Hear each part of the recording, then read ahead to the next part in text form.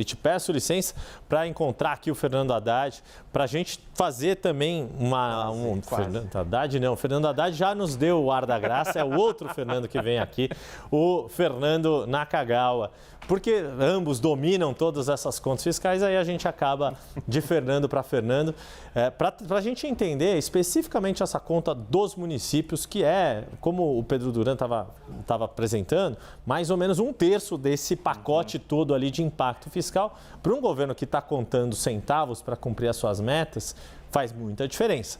Mas essa briga pela desoneração dos municípios, dá para a gente entender toda essa pressão que é de ordem fiscal, que o Naka vai explicar, mas também é uma pressão de ordem político-eleitoral, né, Naka? Porque a gente está falando de eleição, uma série desses prefeitos com caixa ali bastante apertado, os municípios sofreram muito nesse último ciclo aí de 4 anos, mas conta pra gente o que dá pra gente entender desses números e entender o tamanho dessa pressão e dessa dificuldade, seja da Fazenda, seja do Congresso, para administrar esse problema. É interessante, Yuri, porque quando a gente olha do ponto de vista do governo federal, há muita clareza sobre a fragilidade, a necessidade de se melhorar as contas públicas, né? A gente está convivendo com rombo sistematicamente ao longo dos últimos meses.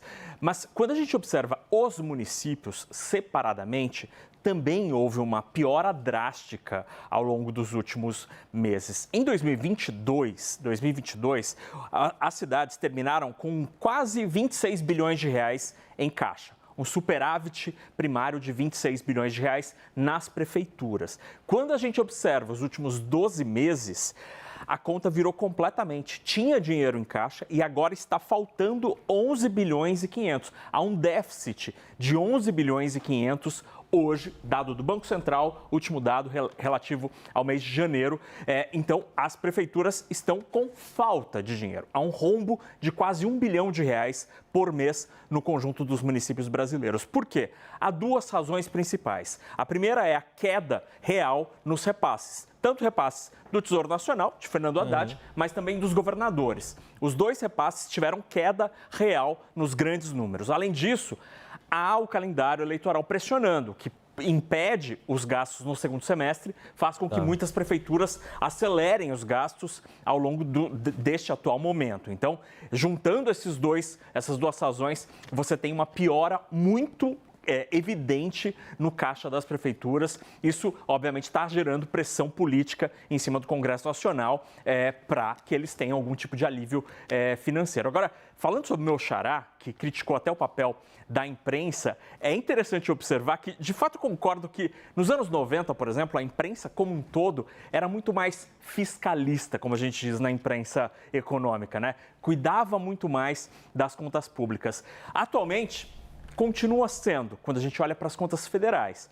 Mas quando a gente desce para os entes subnacionais, estados e prefeituras, aí o rigor da imprensa, eu devo confessar, não é igual. Então, quando prefeitos, por exemplo, gastam mais em ano eleitoral, normalmente a imprensa não é tão vigilante como é com os números federais.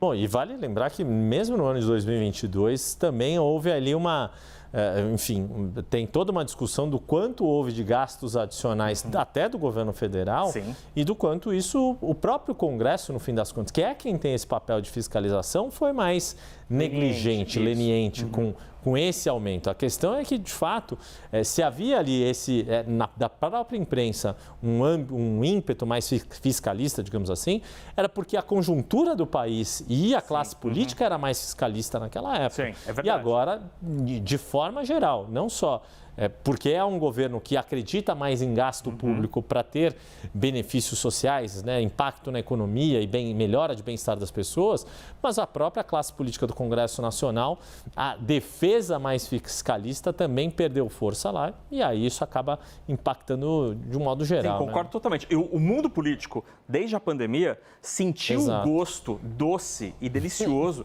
do gasto público, de aumentar o gasto público, e hoje em dia ninguém mais quer tirar esse pirulito da boca dos políticos. Então, eles querem continuar gastando. Foi bom gastar na pandemia, eles querem repetir essa dose. É isso.